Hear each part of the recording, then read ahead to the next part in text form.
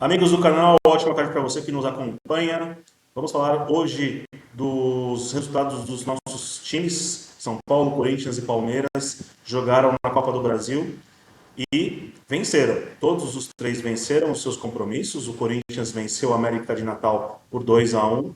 O São Paulo que venceu por 3-1 o Águia de Marabá em Belém do Pará. E o Palmeiras que teve dificuldades, teve erros de arbitragem lamentáveis, mas conseguiu a vitória no final do jogo por 2-1 contra o Botinha no Allianz Parque. Peço para que vocês deixem aí o like de vocês, se inscrevam no canal, ativem o sininho de notificações e ajudem a mídia alternativa, ajudem a gente a crescer aí, beleza? Bora lá!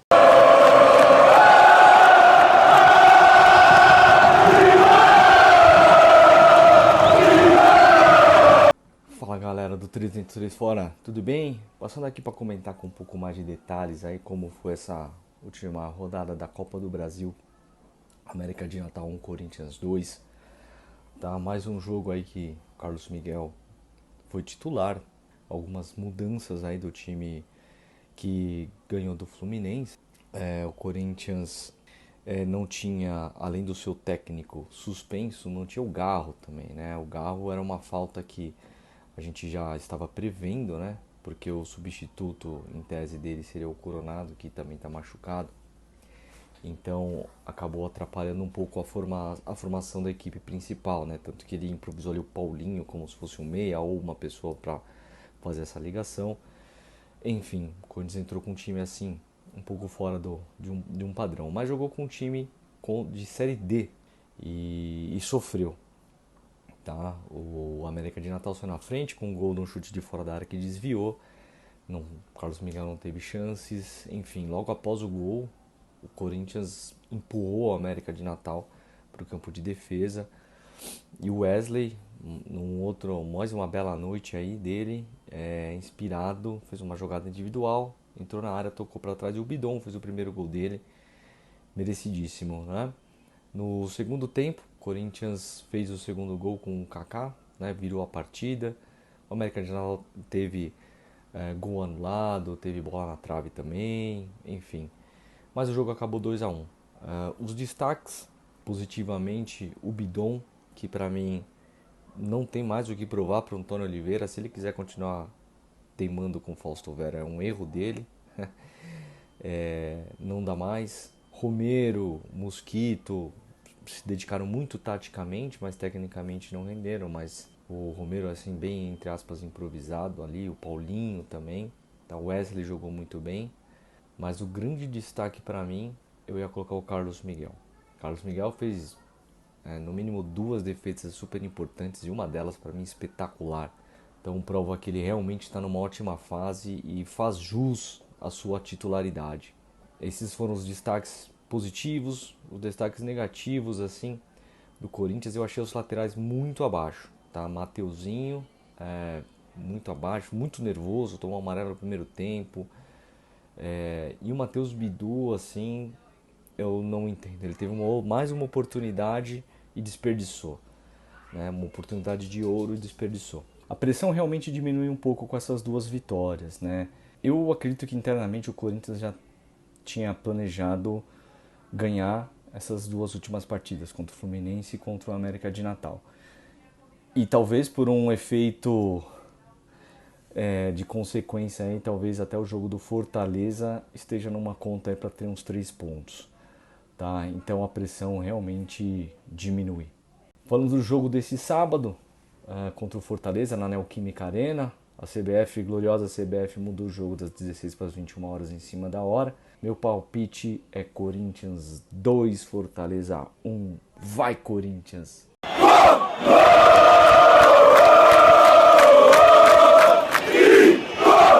Tricolor venceu por 3-1 o time do Águia de Marabá em Belém, no Mangueirão. Traz um bom resultado para o jogo da volta.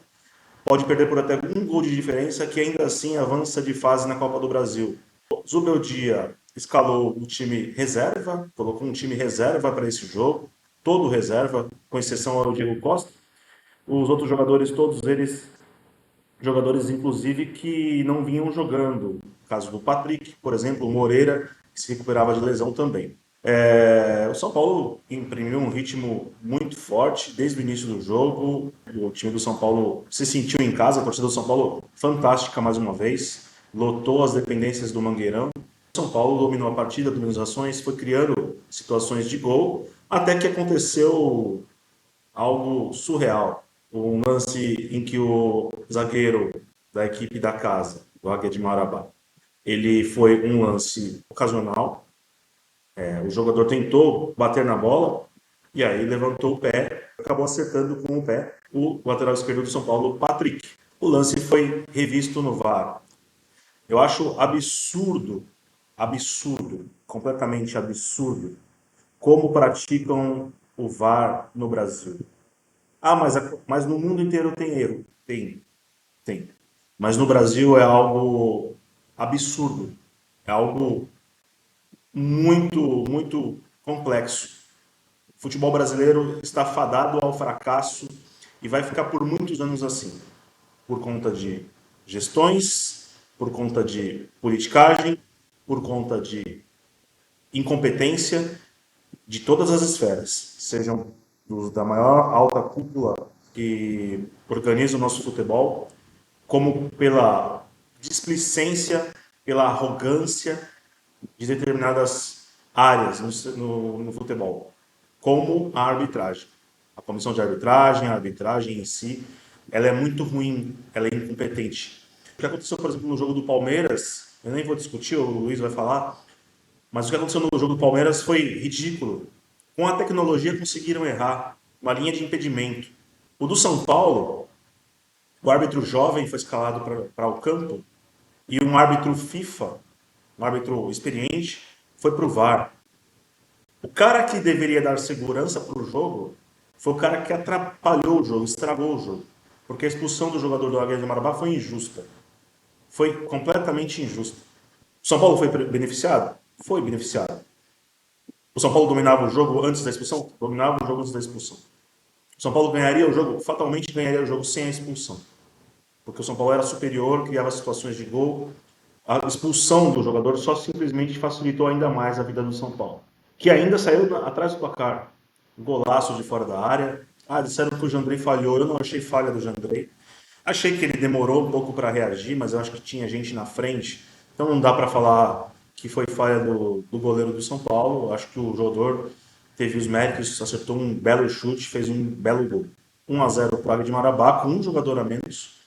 E aí foi que aconteceu a situação favorável ao São Paulo. Imediatamente o time conseguiu o empate, um gol de cabeça do Juan. Aliás, o Juan perdeu um gol inacreditável. Inacreditável. Sem goleiro, ele conseguiu bater a bola na trave antes desses lances. Fez um gol de cabeça, se redimiu, numa grande jogada do Galo. E depois, em seguida, o São Paulo fez 2-1, também numa jogada pela direita. O lado direito do São Paulo funcionou muito bem. O antecipou e fez o gol de cabeça, o segundo gol do jogo. Depois disso, o São Paulo seguiu mandando na partida, foi para o intervalo com o placar de 2-1. No segundo tempo, o Tricolor continuou em cima, né? Tinha uma vantagem numérica, e além da vantagem numérica, tem mais time, mesmo que o time reserva do São Paulo tinha mais qualidade. O terceiro gol não demorou, saiu com o Luiz Gustavo, marcou seu terceiro gol em 7 partidas pelo São Paulo, ele marcou 3 gols, um volante. Não é muito comum, né, o primeiro volante fazer tantos gols, mas tem vivido aí uma fase artilheira no Tricolor. E aí matou o jogo, 3-1.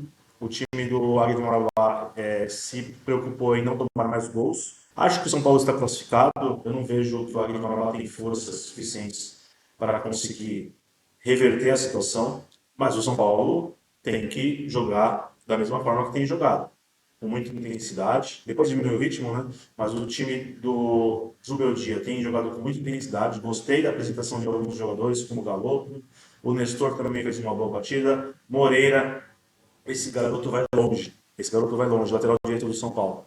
O Juan fez 2 gols também, foi um destaque. Apesar de ele não ter participado tanto do jogo, mas ele fez 2 gols. Então isso credencia também a ser um destaque da partida. Gostei do Eric, também teve boa movimentação, né? Chamou bastante o jogo.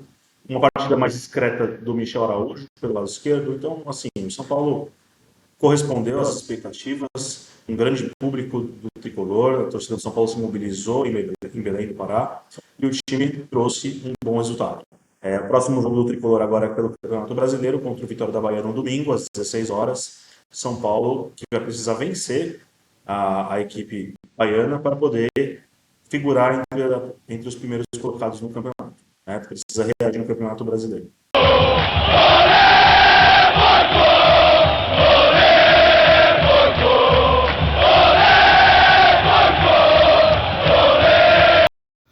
Fala galera do 303 Fora, beleza? Como é que vocês estão? Como é que foi a semana aí? Espero que tenha sido uma semana muito boa, produtiva, de muitas bênçãos aí na vida de vocês.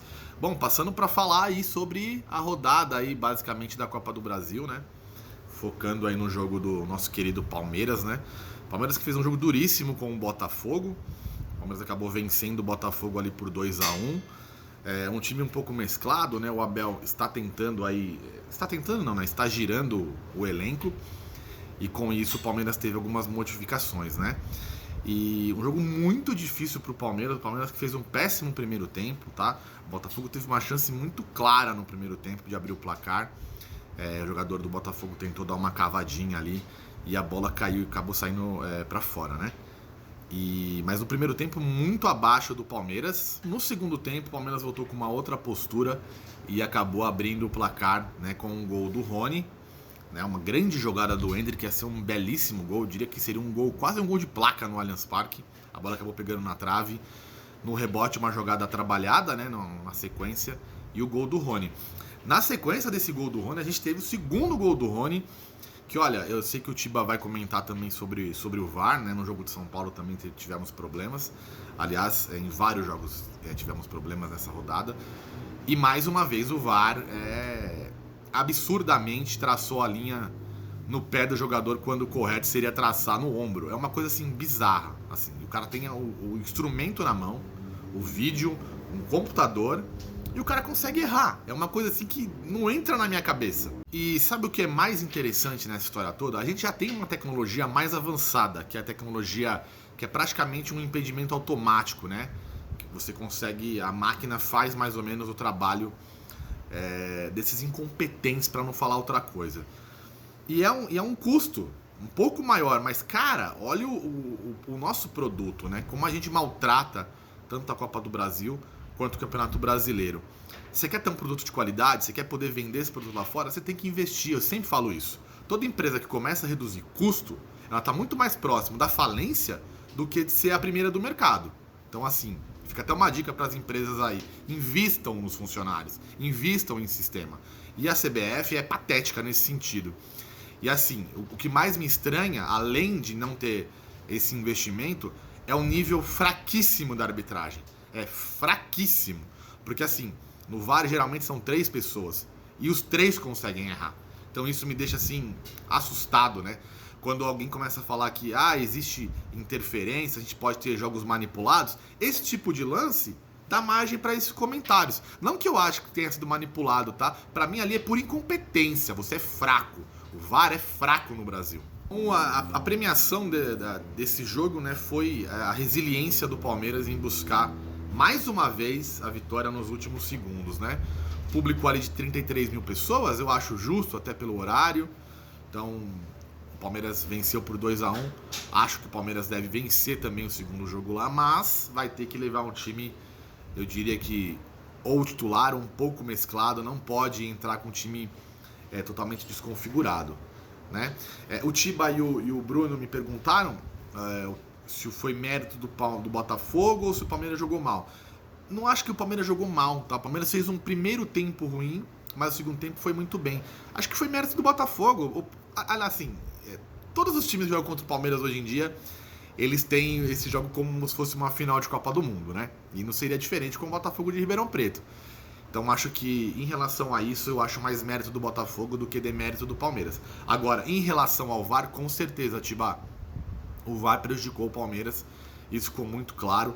E o que me irrita profundamente, além dos erros, é a arrogância dos árbitros no Brasil. A arrogância.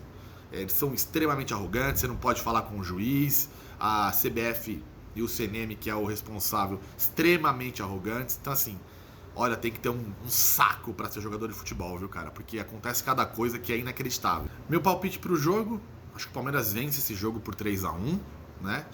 Nessa expectativa dessa vitória aí. Então, basicamente é isso. Vou também falar pra vocês aí, eu falei do campeonato inglês, né? Venho falando de alguns campeonatos internacionais. E acabou de acabar, na verdade, a segunda divisão, né, inglesa. Eu falei que o Leicester tinha subido. E o Ipswich Town volta à primeira divisão depois aí de 23 anos. E o mais interessante é que eles estavam na terceira divisão, subiram para a segunda divisão esse ano e agora sobem para a Premier League na sequência. Então é um belíssimo trabalho. Quando acabou o jogo, a torcida invadiu o gramado, então aí parabéns. Vai ser muito legal, eu gosto desses times alternativos. O Ipswich já foi campeão inglês na década de 60, inclusive já ganhou a Copa da UEFA, que hoje é a Europa League. Então, muito legal ver esses times aí ascendendo a maior competição de ligas do mundo, que é a Premier League. E para fechar, vou deixar aqui um beijo, um parabéns aí para meus pais. Hoje, 50 anos, bodas de ouro. Então a gente vai comemorar essas bodas de ouro dos meus pais aí. Então vou deixar esse parabéns, um grande beijo. Dizer que eu amo muito vocês. E é isso. Beleza, gente? A gente se vê no próximo vídeo. Abraço e avante palestra. Chama!